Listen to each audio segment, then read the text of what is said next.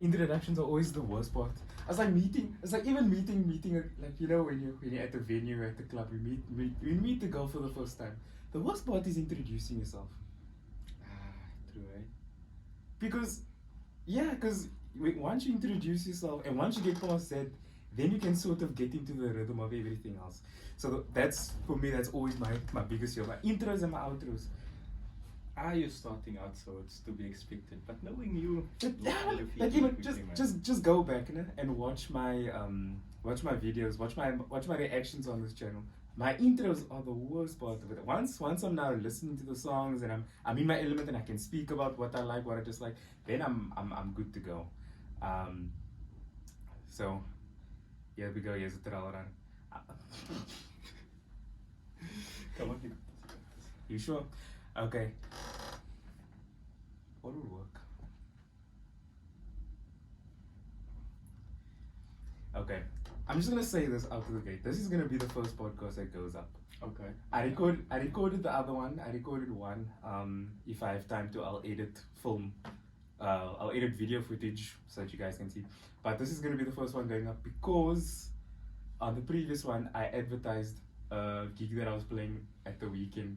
And if I upload that today, it's gonna be semi-outdated. People might go to Mojo Market, and I'm False not there. advertising. False advertising. No. We do not want that. You don't want to get cancelled before you even get to launch yourself. But speaking of advertising, I think I'm gonna plug all my socials here now. You can find me on Facebook, Instagram, Twitter, TikTok, all under Glorified Square. You wanna plug yourself? No, I'm cool. You don't wanna plug yourself? No. You sure? No, I'm cool remaining anonymous for the time being. Get a little bit of clout. Marvin? No, Mr. Marvin Cupido would like to keep Marvin Cupido? Listen, these people were moved by your Saint Oyster performance. Moved by it. And it took a lot, you know. Yes. Yes. You know, so we would like to know more about you. So for anybody who doesn't know, this is going to be a co-host of mine. He's going to be a regular on this channel. So say hello to the, I don't know how many people tune into this channel, but I used to get decent views while I was posting regularly. So like up to about 600. Oh, look at you, Mr. Popular. You know what I mean? Damn. So so let's hope that the same amount comes in. So you know what? Okay, we're gonna skip all the intro nonsense. Let's just get into it. Altaf, why is your team so shite this season?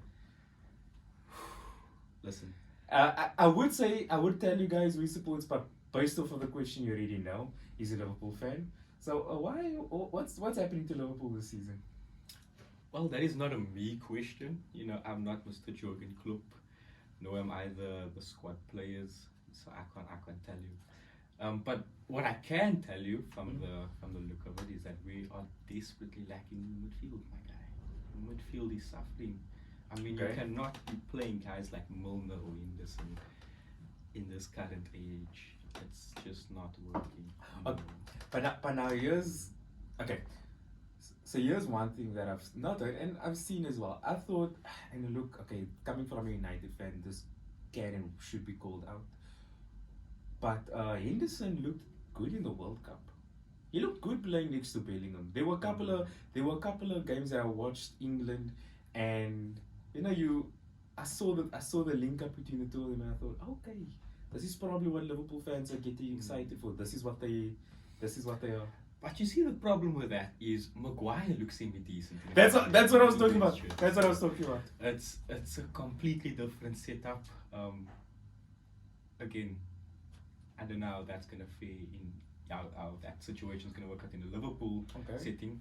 But I would definitely like that. I think most Liverpool fans would. But at price tag, it's a bit much, don't you think? But You see, okay, and there's two types of signings, because to me, in the past, let's say 5 years, there were 3 breakout signings that you could get at Dortmund: Sancho, Haaland, and Bellingham. And so, like how you putting Sancho there. No, he was. He was a Look, I'm not gonna say anything about, and we'll get onto Sancho. We'll get onto United, but I'm not saying that Sancho's a special player right now. I still believe in him. I still think that there's still a player there that could and should be unlocked. But at the time, his last season at Dortmund, he was unreal, right? Haaland was unreal too, and out of the two, we all know the signing that worked out so far, right? We all still basing our opinion on Sancho in theory. In theory, he can do this passing. In theory, he can do that. It's not there's But in actuality, he is the original Mr. 007. You know, he is no. the original Mr. 007. Okay, so 007. Mudryk, Gakpo, nobody could dethrone the king. Okay. So So 007. That's what we have to give Sancho. Explain. I'm not knocking on him. I think he's a good player. I mean, man's No. got takers for days, but fortunately, takers don't always win you games. So okay, so if I'm not mistaken, 007 is 0 goals, 0 assists, 7 appearances. Is that Yes, right? Sancho. But now Sancho in his first 7 games didn't play those 7 games. Hey, it doesn't matter. You know, the 7 games still tallied up. And He still couldn't. He hasn't played. If he was that guy, he would have. You know, come on, we've Okay. had this conversation many times. Okay, my brother. okay. Let me ask you a question. Go. Is Jurgen Klopp, is Pep Guardiola, is Eddie Howe, is even freaking Bielsa gonna choose Dan James over Sancho? Only Solskjaer did that. Only Solskjaer did that. Solskjaer got Rafael Varane. Listen, Arsenal fans. The best centre back in the Premier League. The best. He's got Rafael Varane, and he still chose Lindelof over Rafael Varane. This is the man we're dealing with, okay?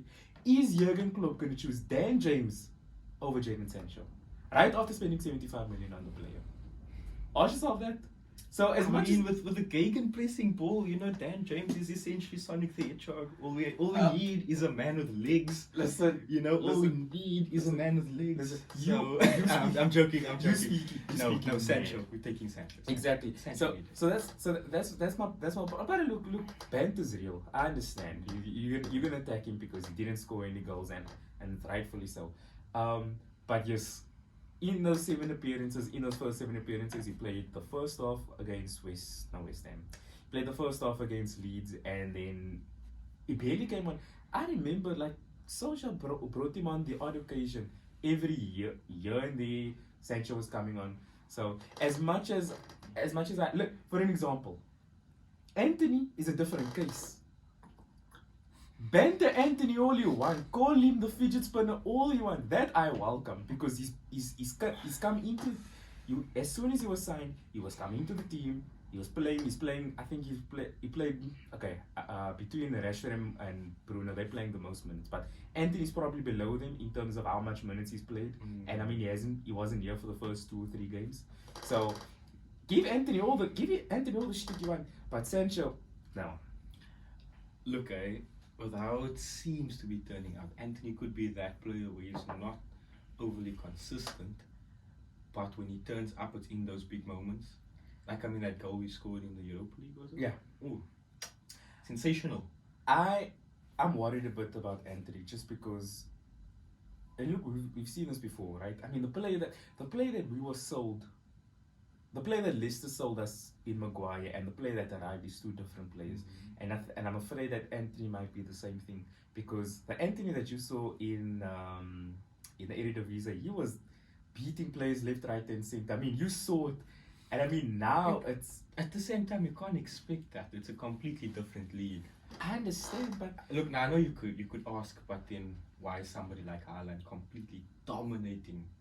You know, when he came from the Bundesliga, which would be referred to as an inferior league. Yeah. I mean, look at that City team for one.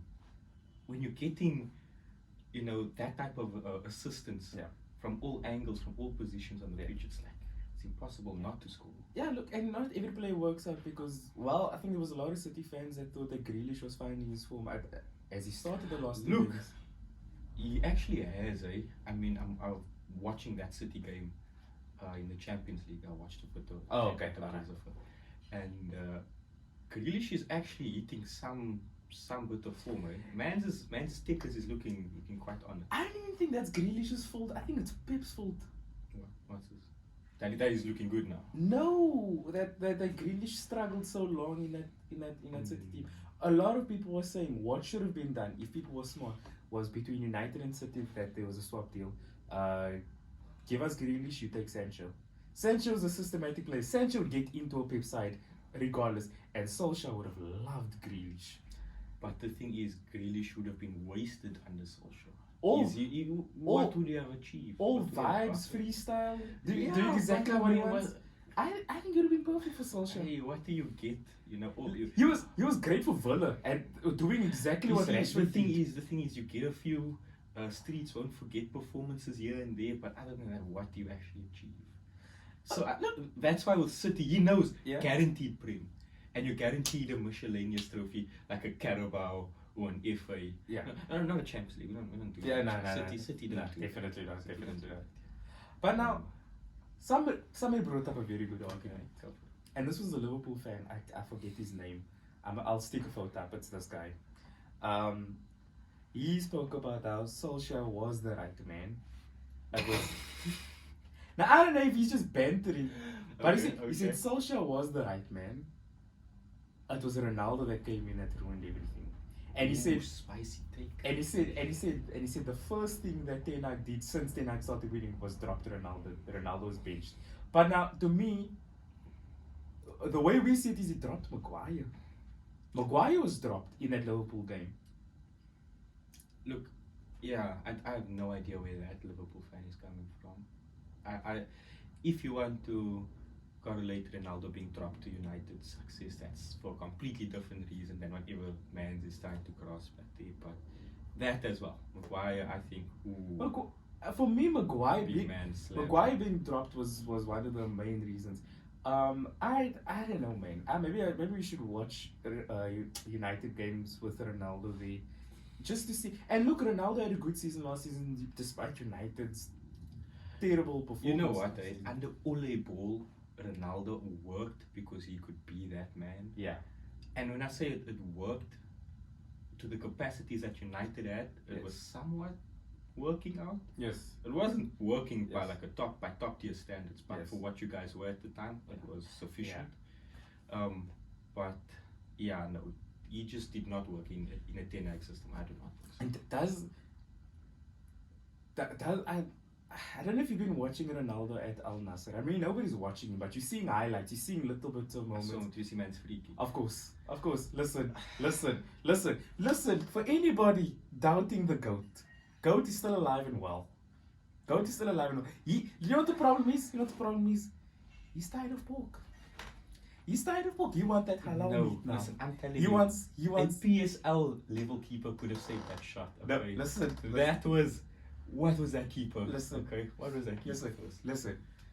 He's done with Europe because he wants halal meat. He wants to drink that faluda for breakfast. Yeah, no, That's what he wants. If Messi is in coming. the next coming days, you know, if you hear a change from Ronaldo to Abdullah Ronaldo. That's gonna happen. They're after Ramos now. They want Messi. I think Al Nassr isn't that in Qatar. I believe so. They want the whole United brand. I'm telling you, we're taking over.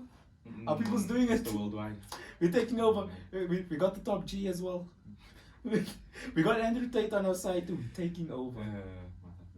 Speaking of that, you think he's guilty? I'm gonna have one of your chocolates. Go for it. You think he's guilty? Guilty of what now? He's got a lot of charges. I don't necessarily keep up with all of that. You think he was sex trafficking? I don't know. Honestly, I don't. You see, I don't research enough into Tate or his lifestyle or just that sphere of things to know. So what do you think about him in general then? Okay, charges, everything dropped aside. Let's go back to, let's say, a couple of months ago when he was relevant for giving a whole bunch of... He was relevant for speaking. And he was relevant for TikTok videos. What are your thoughts on him overall?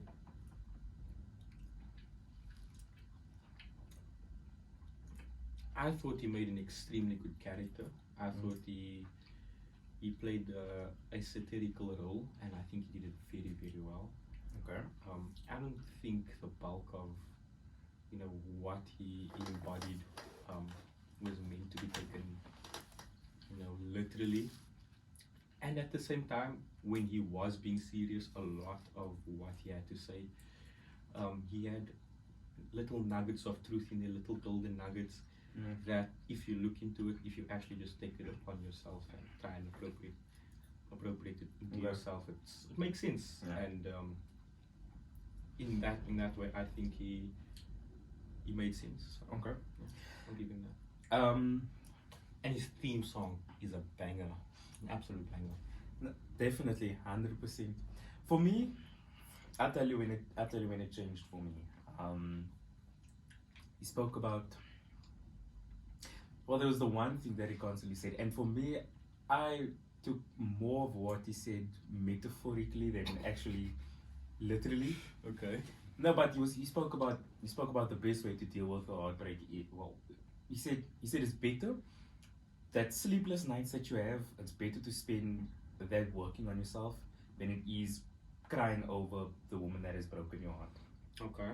Okay. And for me, that was something that I resonated with so much more, because look, obviously, I mean, every man has gone through a crappy situation like that, and I mean, I went through that in my teenage years, which is probably the worst time for any man to go through that. Is All the best, that's some serious character development right there. Character development arc, potential in general for that. You're right. It's steaming, You're I right, mean, but there's a I lot mean, you could do. you're right, but I mean, to be filled with all of that angst, already built up angst, you hate the world for no reason, right? And then to still sit and have to deal with this crap. Must have Yeah. been fun at parties. Sorry. Must have been fun at parties. Yeah, I'm gonna be honest. I never went to parties in my teenage years. I was a bit of a loner in my teenage years. Obviously, I'm cool and hip now, but when I was It's not that he wasn't there. Not that- He just didn't like people. exactly, I just didn't like He people. decides to grace us with his You know, magnanimous presence. My Chemical Romance was my favorite band of all time, despite only knowing one song. Despite only knowing one song. Black Parade. Of course. Oof. Listen. Black Parade is That's a conversation for another time. That's an entire It's- different conversation. Nah, Black Parade is as important to music as Bohemian Rhapsody. I said it. That is a 17-year-old emo boy coming out to me. But anyways, coming back to my point before. But look, there were nights. There were sleepless nights. Look, and I mean, it was during a holy period, which we are gonna be dating into now in a couple of days' time. But it was during that time, sleepless nights, not being able to think, not being able to do anything, but just constantly being reminded about what has happened and what I essentially lost at the time. The one thing that got me back, or the one thing that got me out of my rut and got me out of my hole, is something that I'm doing for a living now, right? It's music. It wasn't listening to music and feeling the All those emotions negative emotions. and yeah. listening to Linkin Park, even look exactly. I wasn't Yeah. that. I was more along the mechanical side of it. It was understanding what they were Music doing. theory and whatnot. yeah. Exactly, learning all of that. That's the stuff that got me out of my rut. And I think in freaking fly, I think in some aspect. Hot shit. Sorry. I said you're hot shit. Exactly. I think in some aspect that was me working on a big part of myself, and that's how I got through my breakup. So when he says stuff like, if you can't sleep, go and exercise. He says, yeah, you might not be able to go to sleep, but it's a more productive time to be spending those couple of hours instead of sitting in your bed crying. And 100%. that was the thing that made me realize, okay, you are a bit of a joke. This is a character, clearly. But I don't know, man.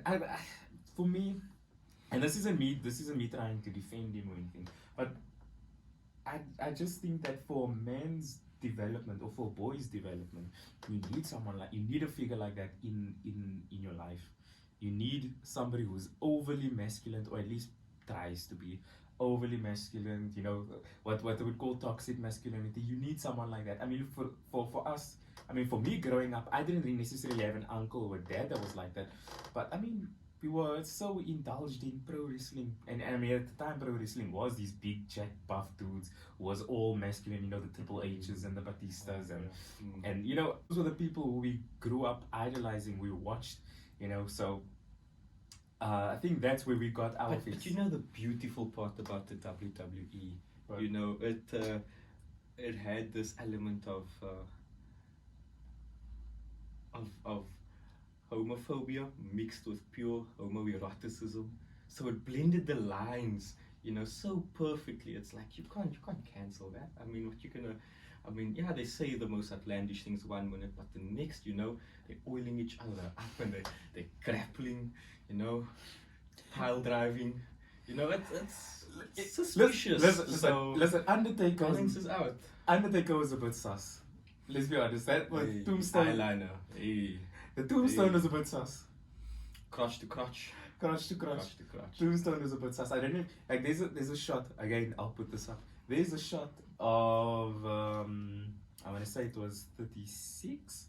It's already 36. John Cena and the Undertaker had a match, and Undertaker gave him a pile driver, and then he does his signature little pinning thing, and he does. Yeah.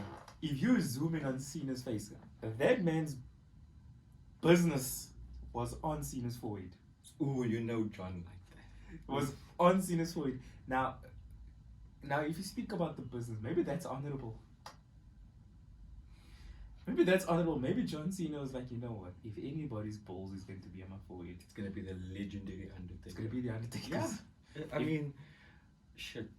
Zack Ryder or the Undertaker. Come on. Yeah, definitely. You could have had some Jamoke, or the legend himself, the Yeah. Phenom, man who wears eyeliner. So I'm gonna ask you now. I'm gonna ask you a bit more about what you do, if that's okay. And why is that? Okay. Why peek into me when we have the interesting, magnanimous visage of perfection in you? No. Because I feel like we speak about me a bit too much. I'm gonna speak about. We never speak about you enough. We do. Mm. I'm gonna ask you about your job. I'm gonna ask you what it is that you do, and if there's any interesting stories that you can tell us about anybody that you've met so far, anything that has come up, and what was the and what was an experience that stood out for you? Okay. Well, so currently, as you know, I work in the film industry. I Yeah. work as mainly in background. Sometimes get featured work as well. Yeah. But I'm aspiring to become a stunts person. Okay. For now, Okay. that's where the bigger goal is at. Okay, So I will say it's fairly interesting. Definitely not your regular 9 to 5. Yeah. Hours are erratic, and sometimes they work in your favor. Sometimes they don't. Okay. But then again, you get paid on overtime, so that's alright. Okay. One thing I will say, working in this industry has shown me that the stars and the celebrities and whatnot, they really are just people. Yeah. And if you idolize them and put them on this pedestal, seeing them in person, you might just do more harm to yourself than good. Okay. Because you find out they aren't maybe this amazing, wonderful person that you think. And I'm not saying now all of them are complete ass bags, or they're not nice. A lot of them Yeah. certainly are, and a lot of them are there to do their work. Yes. That's Yes. that's one thing you always need to keep in mind. Yes. As to not bother them and whatnot. Yes. But yeah, that's definitely one thing. Yeah. I'll say to always keep in mind. Okay. Who was the coolest person you've met so far? I can't remember her name, but she's famous. It's Mabel. Mabel? Mabel. Okay. Yeah, she was super sweet. She was super nice. She was one of the few celebrities that I have seen that would outwardly actually come greet you. Oh, okay. Because we're told many times as the extras or the background not to interrupt the main cast because they're busy. And I get Okay. that. I Yeah. get that. But sometimes it's it seems very stuck up sometimes. you know, Yes. with like yeah, it's Yeah. not going too much into that, but she was actually quite sweet. She was Okay. really sweet, a gem of a person. Okay. I almost laughed in her face because of that voice. Oh, she actually talks like that in real life, bro. Is it? Yeesh, but it's funny. She's adorable. She's That side of it has the best jobs. I think as MMA fighters and pro wrestlers, they probably have it the easiest. No, okay, not baby faces, but heels have it the easiest. Why did you say that? Because if they're having a bad day and they don't feel like dealing with fans, they can just treat Oh yeah, fans like oh yeah. shite. They can And go at it. and people like try and find a clip of MJF acting decent towards a fan. You won't find it, you know. But that also plays into part of his gimmick. Yeah. I think the fans are smart enough to understand that's the point. Okay, and So I think that they kind of take it also, irrespective of Yeah. how what turned up it might get. what about sometimes. McGregor's? Oof. Okay, besides assaulting the old man, like there were certain times Listen, where he didn't listen, act. listen. Where he- I see people keep bringing this up, okay, but we need to ask ourselves, how is Conor McGregor after that? I mean, this old man, you know, he held his own against Conrad McGillicuddy, so you can only imagine the hands on I this haven't weapon. seen the video. I've seen it years since last, so I can't haven't seen the remember. video. So wait, so what happened? Don't ask me. It's been years since I last No, saw no, the video. in the video, what I- happens in the I video? just remember he seems to like approach the guy's like sitting with his back, and he just cracks one, I think, at the back of his head. And the guy, I think, like, just turns around and looks. I can't remember everything, but he eats a full on, you know, straight right. I think straight right, straight left. Can't remember. But essentially, he tanks an MMA fighter's punch. So yeah, old man clearly ain't no dog walk. Okay, we should ask how's Conrad's hand.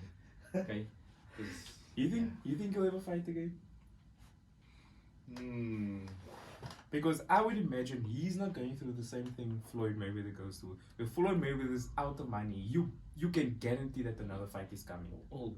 Whereas McGregor, I think McGregor dealt with his money a lot better. Or Look, deals with his money a I lot think better. with Conor, with the place he's at, if he ever does fight, it won't be for money, because I think he's kind of like, he's always going to be a bag chaser. That's just who he is. But I think he's reached that point where his other businesses are kind of keeping everything afloat for him.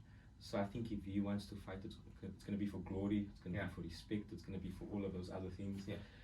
I don't know, because he talks about fighting in this year, I think, or in next year. I don't know. He talks about fighting, but he's not in USADA's testing pool as far as I'm concerned. And I think you need to do a couple of testings first. I think like you need to do a year's worth of testing before you're allowed to fight.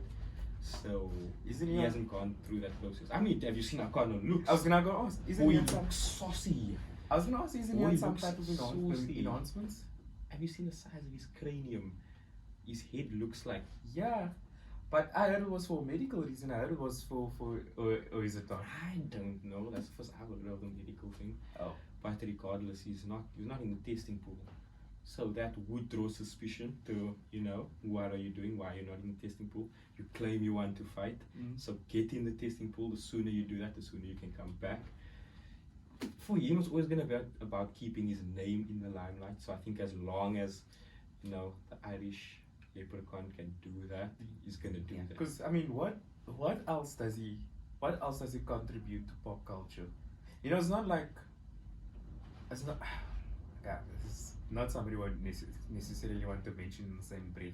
Okay, you know what? I'm not going to mention him. I'm going to mention someone else. It's not like Beckham. Where Beckham can retire from football, but then have all these other things still in pop culture. I think the other things that he does, like in the fashion world or whatever else, is probably why he's more well known than for the fact that he's played football. McGregor to me hasn't done anything else relevant in pop culture other than, you know, be a No, he hasn't. Look, all these other all the other avenues he's taken regarding making money has been solely to just make money, hasn't to kind of get him out there. You know, like the whiskey and I understand. what else, the suits. I understand and I Stuff, respect I that don't know. though, because like what wasn't he a plumber at some point?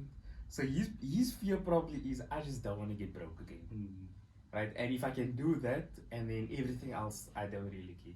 Because to me, it makes perfect sense. Okay, okay, he says he's gonna fight now, and I think even if he does, for me, it makes perfect sense for him to now sign a wrestling contract. For me, Siraj, then he was made for that. that is always your answer for everything, though. Especially regarding Conor McGregor, you should just sign that wrestling contract. Just sign a wrestling It's not a contract. bad choice for him. It's never a bad choice for him because it's like you said, it's like he was made for it. He was almost. made for it. His biggest strength being his mouth Yes. and his way with words. Just, I don't think you should. Perfect. I don't think you should sign to WWE though. I think you should go to AEW. They're probably too PG. PG. Yeah. Way too PG for him. AEW. He got into a Twitter spat with MJ. For me, it's like it's there. It's written. It's there for him. But Just you see, sign the it. thing is, I think a lot of them should make the transition. definitely. But if there's anything I would like to think I can take away from Mr. Conrad is that he is a very prideful individual. I think he would like to have a few more fights, just because, just because. Okay. Do you think? Okay, let's say he fights tomorrow, or a fight is announced tomorrow, and he wins that fight confidently. Do you think that? Reignites a spark where he's like, okay, I'm gonna fight again, very soon. You're not gonna have to wait, however long. Why not? If he doesn't pick up any injuries. It depends, man. The MMA world is things happen overnight. Things happen very erratically and sporadically out of nowhere. And knowing Conor, he's just like okay. Knowing Conor, I'm not talking as if I know the guy. Watching Conor, being a fan of his, or used to being a big fan of his. I think if he wins, he's gonna try. He would like to probably keep that streak going. But again, what is his actual motive? What would be his purpose for fighting? He's been a champ. Would he like to maybe prove he can still hang with the top guys? I don't know. Personally, I don't think he does. I think with the amount of time he's taken off, and with the amount of times the belt has moved around, not being that much also, but with the amount of top tier talent that's been fighting for that belt over the last couple of years, I don't think he gets back into that. I think he'd be way too rusty to get back into all of that. How old is he now? I don't know. I didn't follow Conor as much as I used to. Yeah, but I don't think he's that old. I mean, he could be what, 35, 36, maybe less. How old is Woodley? Because I mean, if you, I'm trying to think of, I think Woodley. Nah, is Woodley's over 40. finished. Woodley's over 40. and he's finished. He's finished. Do you think he took a dive in that Jake Paul fight? I will never believe that was not scripted.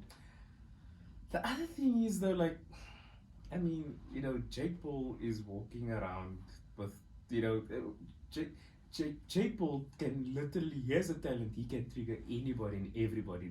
There was a podcast that he did, Yes. he did a podcast with his brother, and he spoke about KSI's songwriting, and just the way he discussed and the words that he used, that triggered me. I felt like boxing, and I can't fight to save my life, right? I just can't imagine anybody laying down for Jake Paul though. I can't imagine anybody deliberately saying, you know what, I don't care what the bag is like. I can't see I that. see what you're saying, but at the same time, money talks. Money does talk, and as much as I think everybody would like to take that moral high ground of no, I can't be bought out, I think everybody does have a price, and when you have an opportunity, a very, very real opportunity that could actually present you with that money, why be prideful? Why not take it? I don't think I would, but does Tyron Woodley need that money? Does Askren need that money? Does Anderson Silva need that money? Yes. I mean, look, I don't know their financial situations, but knowing the UFC doesn't pay that well in respect to boxing per se, especially if we're talking about the upper echelon of fighters. Like the upper echelon of fighters in boxing earn 10 plus times more than they do in the UFC. No. Championship caliber fighters, if they are lucky, break a mil, a couple of mil, if they are lucky. Okay.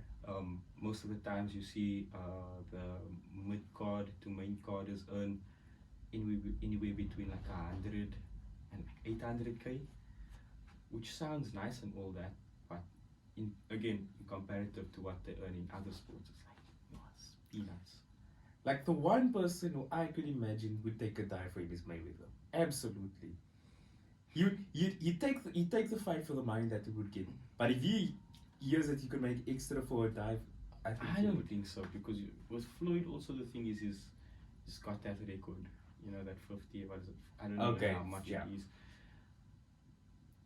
For his legacy, I think for there to be a one on there and for that one to be someone like that, no, I don't think that's something. And then there was the other thing with Jake Paul that a lot of people said, okay, if he fights an actual boxer, he would lose. Which he lost to Tommy Fury. Which he did. I didn't watch the fight, but because everyone's argument with him was, yeah, you know, you're fighting a retired UFC fighter. People past their prime. And some of them who are more grapplers. Grapplers. There you go. Silva was the only striker he fought, and even then, a lot of people will say, myself included, that fight was rigged. I mean, I would never want to believe a reality waking up that Jake Paul beat Anderson Silva. I know it's a boxing match here, so it's not MMA. Anderson is past his prime, he doesn't have all his tools available. Yeah, but still, it's Anderson freaking Silva, one of the MMA. It's like, he's not in any way losing a striking matchup to Jake Paul. And I get it, I need to be realistic as well. Jake Paul is a big guy, he's like what, 6'1", 6'2", 200 plus pounds, so that's what, 90 plus kgs. He's a big guy, he is a big guy, and he has been training extensively. You know, we have to give him his props. So much so to the point where, would he be able to pick the shit out of an average person? Probably. Because he has been training. We can say what we want, he has been putting in that effort. And again, physically, he's a big guy. So you have to give him that. But skill-wise, I would not want to accept the fact that he legitimately could beat Anderson. But there is a lot of caveats to that fight, though. I mean, and it's all the stuff that you have mentioned. You know, it's an MMA fighter fighting a boxer way past his prime, while Jake Paul in his prime. Physically, he's in his physical prime. Physically in his prime, you know. So, you know, there is all that aspect. So for me, in that sense, it's a little bit more believable. It's something I can. Do you think? Do you think he beats McGregor? Jake Paul. Theoretically, he's a bigger guy than Conor. Firstly, you know, physically much bigger.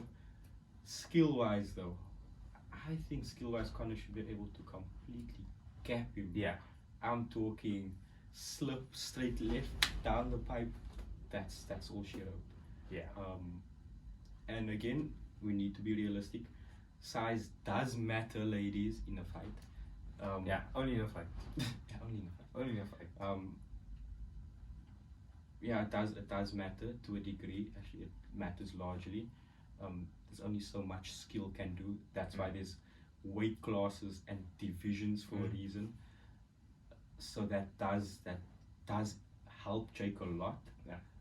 The fact that physically he's got a lot more things going for him there. But I think when you get to that level of training that Conor's had, even though he hasn't been fighting or been training as consistently as some of the top guys currently, I think it should still be enough. It should still be enough to completely just gap him. Okay. I'd hope, because that would be embarrassing for the old leprechaun. Let me just see. Where are we now? Look at that booty. I don't know if you guys caught a glimpse of that, but I just got Jannah. I got Jannah in my sights. Okay, they say Jannah lies at the feet of your mother. No, it lies at the posterior of your sexy co-host. Oh wow! Give me another sight there. Give us another one. I have to get my looks in, before the Ramadan Squats, ladies. I'm telling you, that's how you win us. Yeah, that's how you win us over. That's how you win me over. That's how you win us over.